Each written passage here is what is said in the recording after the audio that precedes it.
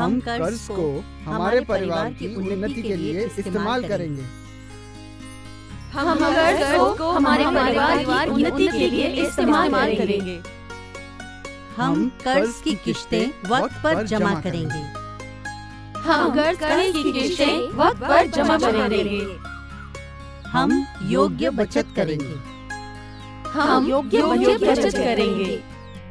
हम हमारे बच्चों को उत्तम शिक्षा देंगे। हम हमारे बच्चों को उत्तम शिक्षा देंगे। हमारे सहकारियों के हर सुख दुख में हम साथ देंगे। हमारे सहकारियों के हर सुख दुख में हम साथ देंगे। हम कंपनी के साथ अच्छे संबंध प्रस्थापित करेंगे। हम कंपनी के साथ अच्छे संबंध प्रस्थापित करेंगे। हम जो करेंगे और जो भी बोलेंगे उसका ईश्वर साक्षी होगा। हम जो करेंगे और जो भी बोलेंगे उसका ईश्वर साक्षी होगा। बैठिए। बैठो।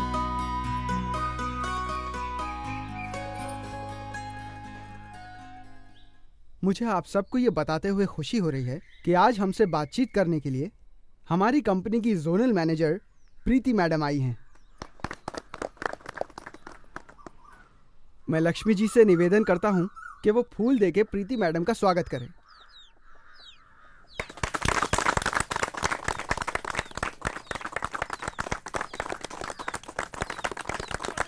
अब मैं प्रीति मैडम से विनती करता हूं कि वो अपने मूल्यवान विचार इन औरतों के सामने रखें। धन्यवाद सुरेश जी। सबसे पहले मैं आप सबका अभिनंदन करती हूँ। आप सब ने जिस प्रकार अपने कारोबार को बढ़ाया है और परिवार की उन्नति के लिए कोशिश की है, वो देखकर मुझे बहुत अच्छा लगा। इसी प्रकार आप कंपनी से लिया हुआ कर्ज भी बहुत ईमानदारी से चुका रही हैं। ये देखकर मुझे बहुत अच्छा लगा। लगता है कि माइक्रो क्रेडिट आपके लिए फायदेमंद साबित हो रहा है। क्या लगता है लक्ष्मी दीदी, फायदेमंद है ना? हाँ, बहुत फायदेमंद है। जब पहले काम के लिए पैसों की जरूरत पड़ती थी तो इधर उधर घूमते परेशान हो जाते थे। हाँ, और नहीं तो क्या। अब देखिए, बैंक आसानी से कर्जा तो देती नहीं और साहूकार से लिया कर्जा महंगा पड़ता है। ऐसी परेशानी में फंसे हुए थे हम लोग। पर आपकी फाइनेंस कंपनी ने घर बैठे ही कर्जा दे दिया। अब बहुत फायदा है हमें। हाँ। क्यों भाई, तुम भी कुछ बोलो ना। हाँ, सही कह रही हैं। हाँ मैडम, लक्ष्मी बिल्कुल सही कह रही है। ये सुनकर बेहद खुशी हुई, क्योंकि कई जगहों पर कुछ ऐसी दुर्घटनाएं घटी हैं कि इस सुविधा का दुरुपयोग किया गया, जिससे कंपनी का तो नुकसान हुआ ही, साथ ही औरतों का भी नुकसान हुआ। मैडम, आप वो रामनगर के अंबे गांव में हुए हादसे की ही बात कर रही है ना? जी हाँ, ठीक कहा। वहाँ क्या हुआ था मैडम? रामनगर में रेवती अपने पति के साथ बड़े सुख से रह रही थी।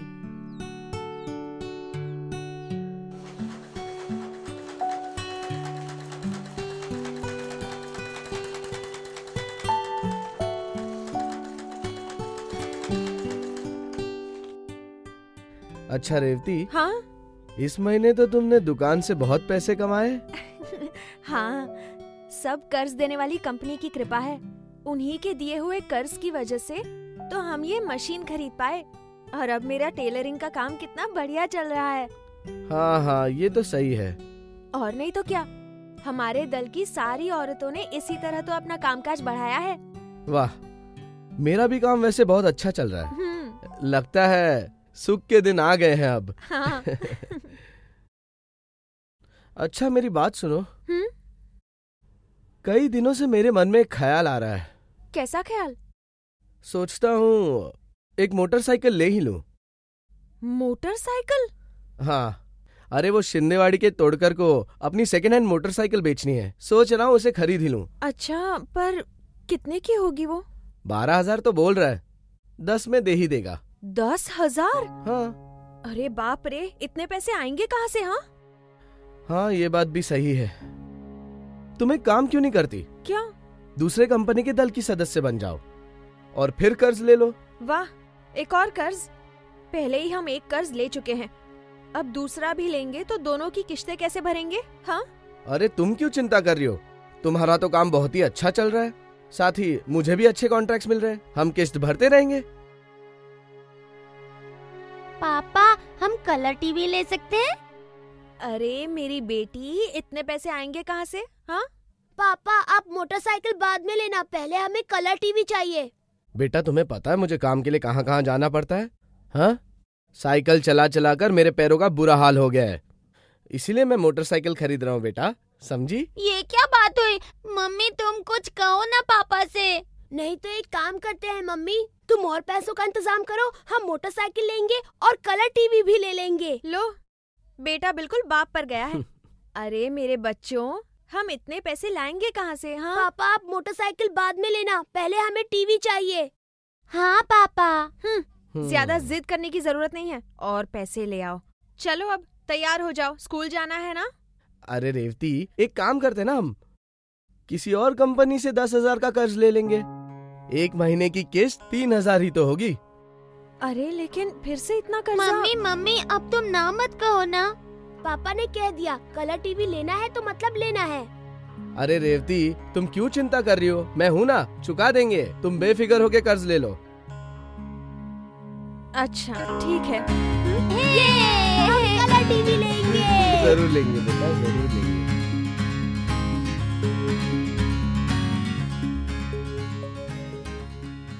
और रेवती, कैसा चल रहा है सब कुछ? मंजू तू बैठ ना। मेरा काम तो बिल्कुल बढ़िया चल रहा है। तू बता, तेरा साड़ियों का कारोबार कैसा चल रहा है? बढ़िया चल रहा है। कंपनी के दिए गए कर्जे से हमारी दल की सभी औरतों का बिजनेस बहुत बढ़िया चल रहा है। हाँ वो तो है। मंजू एक बात बताऊं, मैं 2 और कंपनियों के दल की सदस्य बन गई हूँ। थोड़े ही दिनों में मुझे 2 लोन और मिलने वाले हैं। फिर तो इनके लिए मोटरसाइकिल और बच्चों के लिए कलर टीवी भी ले लेंगे। हाँ। अरे एक साथ 3 लोन? पर तुम लोग ये चुकाओगे कैसे? पहले मुझे भी यही लगा था, फिर इन्होंने कहा अरे हमारी आमदनी अब बढ़ गई है, तो क्यों फिक्र करती है, दोनों मिलके उतार देंगे कर्ज। वैसे तुम सोच लो, एक साथ 3 कर्जे मुझे तो कुछ ठीक नहीं लगता। फिर से सोच लो। हाँ अरे इन्होंने सब कुछ सोच लिया है ना, तो फिर अब मुझे सोचने की क्या जरूरत है। वो सब छोड़, तू फिक्र मत कर, तू बैठ, मैं चाय लाती हूँ। अरे नहीं नहीं, मैं चलती हूँ, खरीदार आएंगे, उन्हें साड़ियाँ दिखानी है। तुम एक बार फिर से सोच लेना, ठीक है? ठीक है। इस तरह ना चाहते हुए भी रेवती ने एक के बाद एक ऐसे 3 किस्म के कर्ज ले लिए।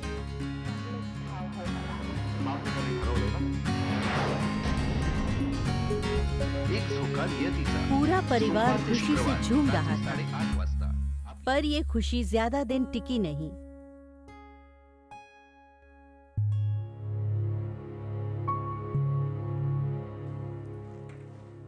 अरे रेवती, आओ आओ,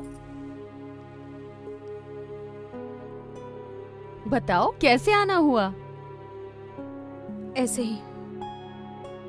काम कैसा चल रहा है तुम्हारा? ठीक ही चल रहा है। क्या हुआ रेवती, पति से झगड़ा हुआ है तुम्हारा? ऐसा मुंह लटका रखा है। क्या बताऊं मंजू, 15 दिन हो गए हैं, वो अब तक बीमार ही हैं। तो क्या हुआ? दवाई दो, ठीक हो जाएगा। हाँ बाबा, दी, दवा भी दी, बड़े डॉक्टर को भी दिखा कर आए। उन्होंने कहा कि पीलिया हो गया है। पीलिया? हाँ। ये तो बहुत बुरा हुआ, पर दवाई लेगा तो ठीक हो जाएगा। पर मंजू, इतने दिनों से वो काम पर भी नहीं गए हैं, इसलिए उनकी आमदनी भी बंद है और दवाइयों पर भी बहुत खर्चा हो गया है। बात तो सही है, आजकल दवाइयाँ बहुत महंगी हो गई हैं। और नहीं तो क्या, घर में जितने पैसे थे वो भी सारे खर्च हो गए। इसलिए 3 महीनों की जगह मैं सिर्फ 1 ही महीने का किश्त भर पाई हूँ मंजू। मतलब तुम यहाँ उधार लेने आई हो?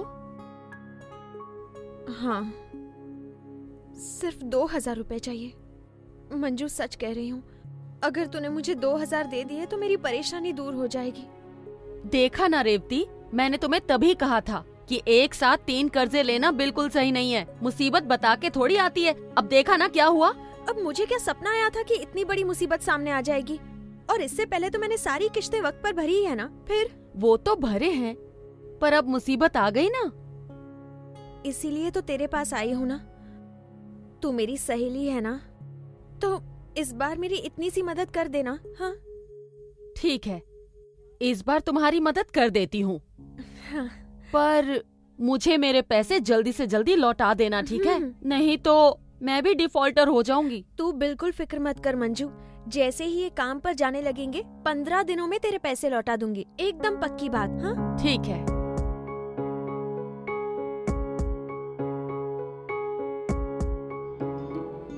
अच्छा मैं क्या कह रही थी? अरे सुनिए ना। हाँ मैं सुन रहा हूँ, बोलो ना। पहले टीवी बंद कीजिए। ये लो, बंद कर दिया। बोलो अभी।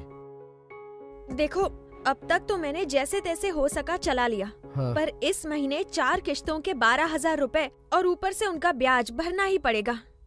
हाँ बाबा, मैं भी ये जानता हूँ, लेकिन आखिर पैसा लाऊं कहाँ से? बस ये महीना किसी तरह संभाल लो तुम, ठीक है? मुझे एक जगह बस पेंटिंग का काम मिलने ही वाला है। काम मिलते ही अगले महीने सारा कर्ज उतार देंगे ना। बिल्कुल नहीं, पिछले महीने तो मैंने जैसे तैसे संभाल लिया था। इस बार तो मेरी कोई सहेली भी मेरी मदद नहीं करेगी। कितना सुनाती रहती है मुझे, अब मुझसे और सहन नहीं होता। तो तुम चाहती क्या हो मुझसे? मैं खुद को बेच दूं? ऐसा तो नहीं कहा ना।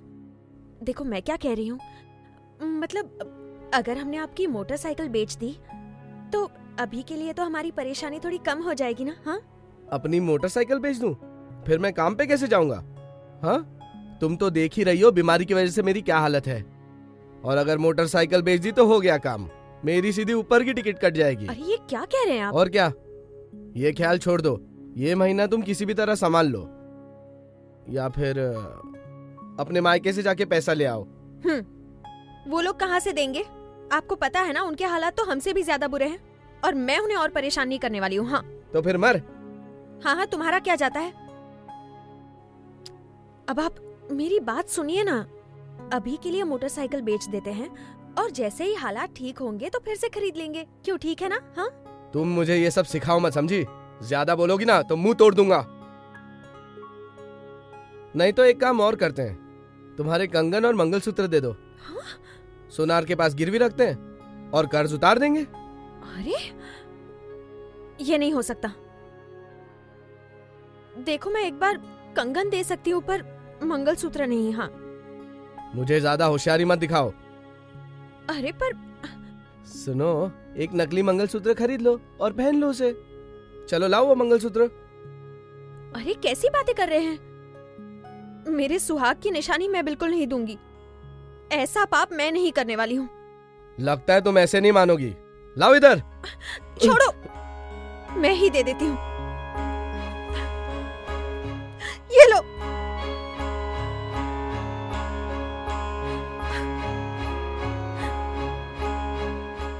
हे भगवान, मंगलसूत्र गिरवी रख दिया। ये तो बहुत बुरा हुआ। ऐसा वक्त तो किसी भी औरत पर ना आए भगवान। ऐसे ही कुछ लालची ग्राहकों की वजह से सबको नुकसान तो होता ही है, साथ ही हमारे सेक्टर की भी बदनामी होती है। मैडम जी एक बात पूछूं, आप गुस्सा तो नहीं करोगे ना? अरे नहीं नहीं, जो कुछ पूछना है बेझिझक पूछो। देखिए, इस पूरे मामले में ग्राहक की तो गलती है ही, पर कंपनी की कोई गलती नहीं है। ऐसे कैसे कह सकती हैं लक्ष्मी दीदी? हाँ, एक तो जरूरत से ज्यादा कर्ज लिया या फिर कमीशन के लालच में खुद के नाम पे कर्ज लेकर दूसरे को दिया, तो इसमें कंपनी का क्या दोष है? सरासर ग्राहक की गलती है। रुको सुरेश, आप बोलिए लक्ष्मी दीदी। आपकी बात अलग है मैडम जी, पर वो कंपनी के लोग आते हैं और हमारे पीछे ही पड़ जाते हैं। दल बनाओ कर्जा मिलेगा, दल बनाओ कमीशन मिलेगा, और उनके एजेंट भी आते हैं और वो भी यही बात रटते रहते हैं, हमारे पीछे ही पड़ जाते हैं। ये बात तो बिल्कुल सही है, भंवरे की तरह भनभनाते रहते हैं, दिमाग बिल्कुल खराब हो जाता है। तो ऐसी हालत में सभी सोचते हैं कि ले लेते हैं पैसे, आगे की देखी जाएगी। आपकी बात सही है, ऐसे सब मामलों में सिर्फ ग्राहकों की गलती है, ऐसा मैं बिल्कुल भी नहीं कह रही हूँ। मैं जानती हूँ कि कंपनियों के लोग भी अच्छी तरह पूछताछ किए बिना सिर्फ अपना मंथली टारगेट पूरा करने के लिए फटाफट कर्ज दे देते हैं। हम भी तो वही बोल रहे हैं। हाँ। अरे मैडम को बोलने दो ना। लोगों को लगता है कि कितनी अच्छी कंपनी है, बिना कुछ किए ही कितनी आसानी से कर्ज दे दिया, वो भी हमारे घर आकर। लेकिन लोग ये नहीं जानते कि ऐसे फटाफट कर्ज देने के पीछे ग्राहकों की उन्नति का उद्देश्य नहीं है, बल्कि इस इंसान और कंपनी का झटपट फायदा है। और नहीं तो क्या, अगर उनका फायदा नहीं है तो हमारे पास क्यों आएंगे? हमने तो बिना जरूरत के कभी आज तक कर्ज नहीं लिया और उतना ही कर्ज लिया जितना हम चुका सकते हैं। हम किसी की बातों में नहीं आते। हाँ, ऐसा ही करना चाहिए। मैडम, क्रेडिट ब्यूरो के बारे में बताइए ना। अरे हाँ, वो तो बताना ही भूल गई। हमारे देश में भी क्रेडिट ब्यूरो की स्कीम जल्दी शुरू हो रही है। इसका मतलब ये कोई नई फाइनेंस कंपनी है क्या? कंपनी तो कह सकते हैं, पर फाइनेंस कंपनी जैसी कंपनी नहीं है। फिर ये कंपनी सभी फाइनेंस कंपनियों के ग्राहकों की जानकारी रखती है। उनका नाम, गांव, पता, कौन सी कंपनी से कितना कर्ज लिया है, कुछ बाकी है क्या, वक्त पर किश्तें चुकाते हैं क्या, ये सारी चीजें। पर ये बताइए, उनके पास ये जानकारी कहाँ से आएगी? अच्छा सवाल किया आपने। हमारे देश के सभी बैंक्स और फाइनेंस कंपनियां उनके ग्राहकों की पूरी जानकारी इस क्रेडिट ब्यूरो को भेजेगी। इसलिए जैसे ही आप किसी बैंक या फाइनेंस कंपनी के ग्राहक हो जाते हैं, आपकी सारी जानकारी क्रेडिट ब्यूरो के कंप्यूटर में रख दी जाती है। अरे वाह, यानी सब जानकारी कंप्यूटर पर, बटन दबाया और उसकी सारी कहानी बाहर। हाँ बिल्कुल, लेकिन इतना ही नहीं, आपका क्रेडिट अगर अच्छा होगा, यानी आपने वक्त पे कर्ज चुकाया होगा और किसी किस्म की गलती न हुई हो, तो आपको बड़ी रकम का कर्ज कम ब्याज में और कम वक्त में मिल सकता है। वाह, इसका मतलब हम जैसे अच्छे लोगों का फायदा ही है। बिल्कुल सही कहा। और बताइए, अगर किसी आदमी ने किसी बैंक का या फाइनेंस कंपनी का कर्जा ना चुकाया हो तो क्या उस आदमी या औरत को किसी भी कंपनी से या बैंक से कर्ज कभी भी नहीं मिलेगा? हाँ, ये बिल्कुल अच्छा होगा। हाँ, नहीं तो कुछ बदमाश लोग एक कंपनी से कर्जा लेते हैं और डुबा देते हैं, दूसरी ओर जाते हैं और उन्हें भी डुबा देते हैं, यही करते रहते हैं।